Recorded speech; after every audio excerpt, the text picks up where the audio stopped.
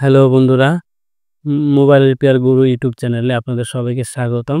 আজকে আলোচনা করব খুব কমন একটি সমস্যা নিয়ে।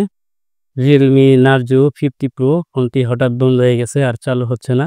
তো কিভাবে ফোনটি রিপেয়ার করা যায় এই বিষয় নিয়ে স্টেপ বাই স্টেপ আলোচনা করব। চলুন শুরু করা যাক। প্রথমে ফোনটি চার্জার লাগিয়ে স্মার্ট চার্জার লাগিয়ে চেক করব যে এম্পিয়ার টানে কিনা, চার্জারের চার্জ ধরে কিনা। তো সেখানে ধরে নাই। তারপরে পাওয়ার সাপ্লাই দিয়ে আমরা চেক করব যে ফোনটি পাওয়ার টানে কিনা বা রিডিং দেখায় কিনা। তো এখানে অটো রিডিং দেখাচ্ছে, তার মানে ফোনটি শর্ট আছে। তো শর্টটা চেক করার জন্য আমরা মাল্টিমিটারের সাহায্য নিব।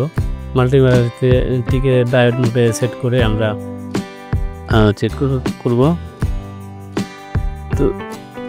তো ডায়োড মোডে নিয়ে গেলাম ফোনটিকে, মাল্টিমিটারটিকে। তো প্রথমে আমরা বিপিএস লাইনগুলো চেক করে নেব যে এখানে শর্ট আছে কিনা। যে আসলে প্রথমেই আমরা পেয়ে গেছি যে বিপিএস লাইনেই শর্ট আছে।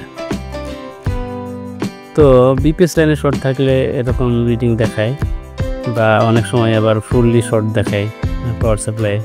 তো এখানে 5G ফোন যেহেতু এটার একটু সিকোয়েন্স একটু আলাদা, যার কারণে এখানে ফুল শর্টের দেখাচ্ছে না। তো আমাদের কাছে শর্ট ফাইন্ড করার জন্য তাতালের সাহায্যে রজনের ধোঁয়া দিয়ে, রজন থেরাপি বলে এটাকে, রজন থেরাপি দিয়ে শর্ট ফাইন্ড করার চেষ্টা করব।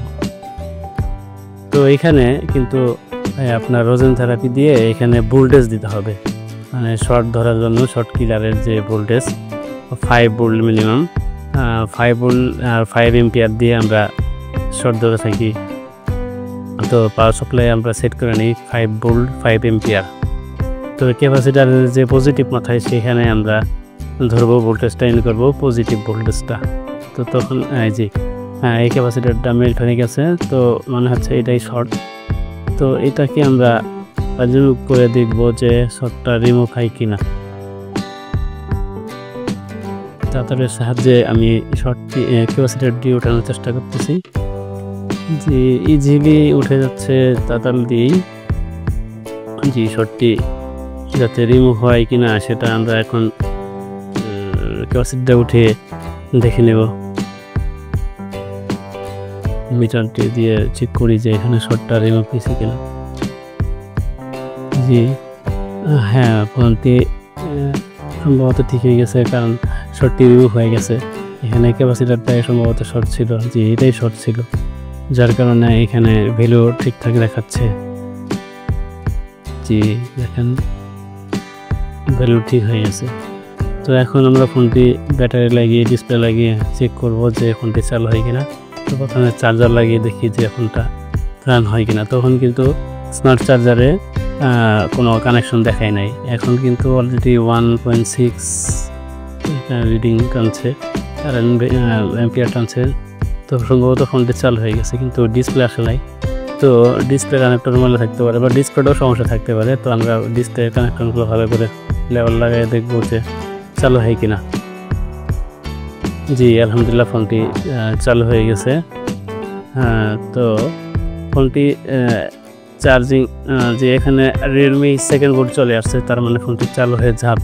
তো অপেক্ষা করি যে ফুলফিল চালু হয় কিনা। জি আলহামদুলিল্লাহ ফুলফিল চালু হয়ে গেছে, চার্জিং লোগো চলে আসছে। তো আসলে যে ক্যাপাসিটারটা শর্ট ছিল সেটাকে আমরা একটু মেপে দেখি যে এটা আদৌ কতটুকু শর্ট ছিল। জি ক্যাপাসিটারটা একদম শর্ট, ফুল শর্ট, 0 হয়ে যাচ্ছে এটা। সো ভিডিওটি দেখার জন্য অনেক ধন্যবাদ।